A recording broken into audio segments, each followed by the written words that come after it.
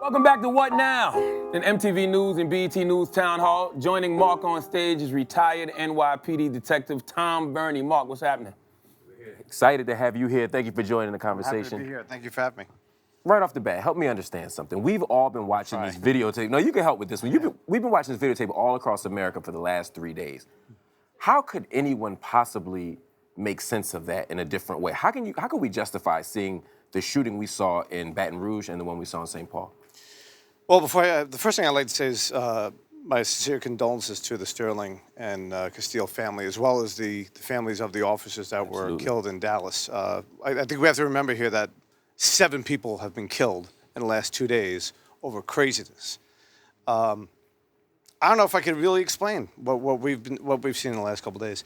You know, there's with the Baton Rouge incident. You know, for some people, it holds a little bit more. I don't want to say legitimacy, but in the sense that the cops were responding to a 911 call with a man with a gun, and then things fell apart after that, right? So that's a huge difference compared to what happened in Minnesota. Minnesota, I can't even wrap my head. I can't wrap my head around. Stand Baton Rouge with me for a minute. I've pulled over a lot of people. Stand Baton Rouge with me for a minute, because we know he had a gun on him. Right. But it wasn't pulled out.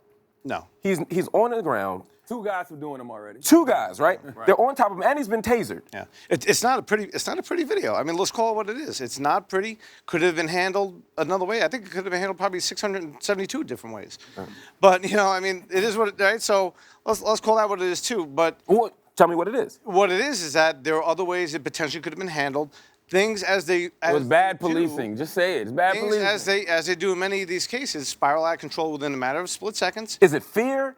Is it anger? Is it racism? Is it a cocktail of all 3? What is it that makes someone make that choice? I think it could be a lot of different things. I mean, we live in a racist. I feel like we know what it is, and every time we talk to police officers or retired police officers, I feel like there's a hesitance to actually. All we want y'all to say is it's wrong. Some level of Well, accountability. someone died as a result, right? So Absolutely. I would say it's wrong in the sense that someone died as a result of their interaction with. No, they got killed. They didn't die. Right? That's death, right? Yeah, but he didn't like slip on a banana peel. I think the point. They didn't have a heart attack.